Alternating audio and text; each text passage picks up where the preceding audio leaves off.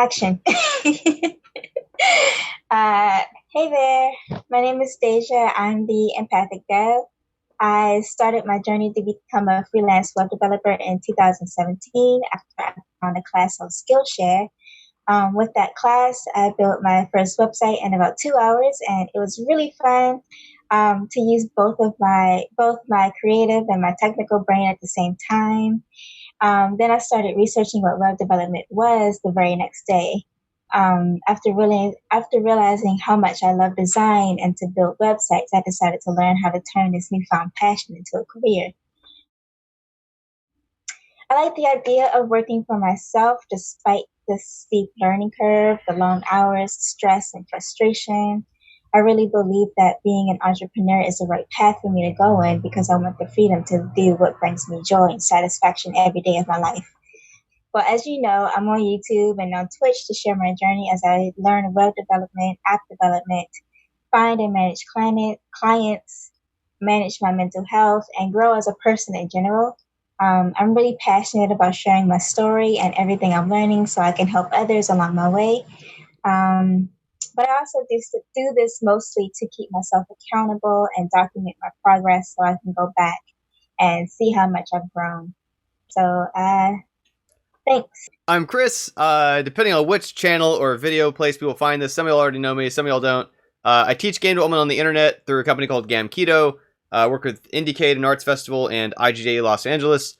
But part of why I thought it would be a cool idea to try a collab video together is just recently in my videos, my daily YouTubes, I've been focusing on like teamwork, on collaboration, and I realized that me sitting there alone commenting on how important collaborating is seemed kind of miss the point. I was like, I should try connecting more people doing videos together occasionally, and that's where Deja's been doing a really cool job, kind of like sharing your story through your Patreon, through your YouTube, through your Twitter, of this nice combination of like really kind of sharing sometimes the challenges of like having difficulty staying on task or doubting yourself or otherwise, but still also pushing through that, working it out anyway.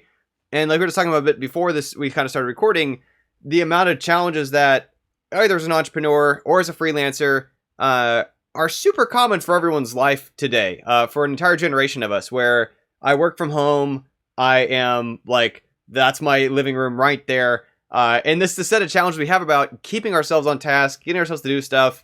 It's a space I'm working with, helping people in my club with always, because they join us because like they know they want to make games, they know what to do next.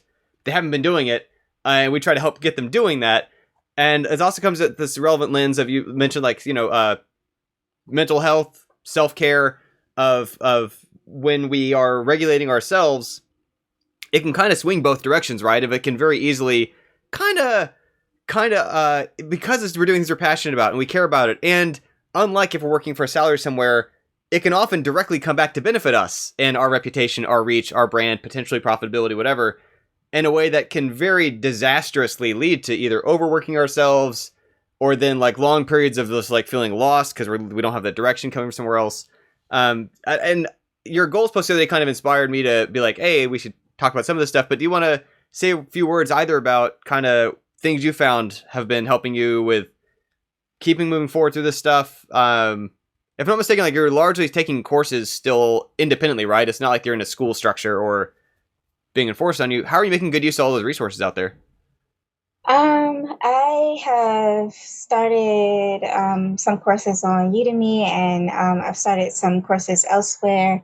And it was really hard at first to like pick a specific path to go down because I was just so interested in learning everything. Like that's what I think is like my best quality is that I just love learning in general.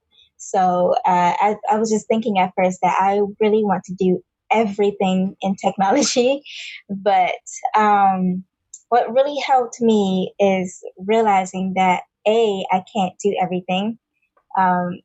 B, it would be better if I choose one thing and stick with that one thing, which is why I actually started the year of completion challenge. It's kind of like the 100 days of code challenge, where I challenge myself to code every day, focus on one project at a time, one client at a time, and, just stop trying to do everything at once. So I think that's what really helped me, just focusing on doing one thing at a time and choosing I guess you could say choosing a niche. Because at first I was thinking that I wanted to do like web design and web development. But now I kind of think that I just want to stay on the development side and just um, outsource the design work. Yeah. So yeah. Yeah, and like I say, a bunch of my message lately has been about the benefits of teamwork. In part that to even realize like you can specialize, and it's okay Yeah. for someone else to be worrying about that other half, where you Hmm. can get that spec to follow from someone else's design.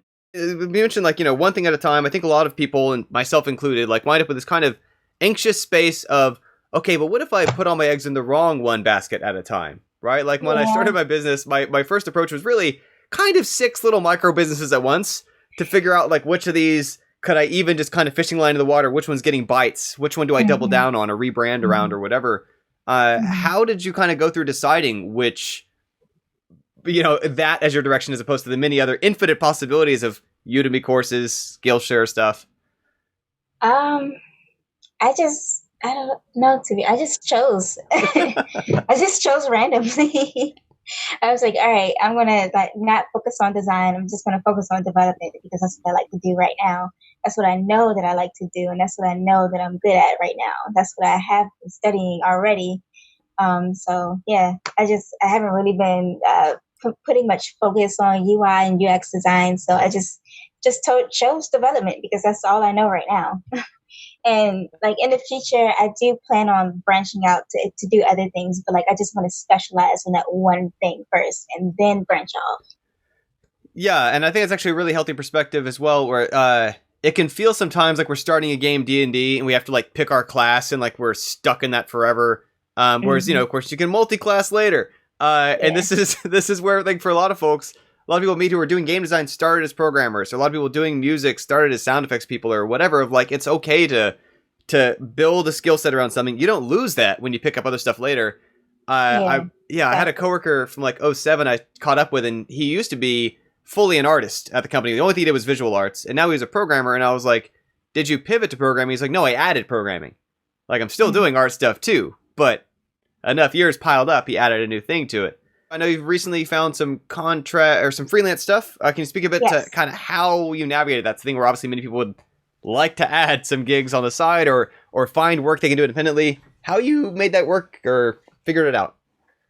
Honestly, I'm still trying to figure that out, which is why I started this new entrepreneur journal tier on my Patreon, where I just kind of talk about everything that I'm doing and just show people all of the mistakes that I'm making. So yeah, I'm still learning that area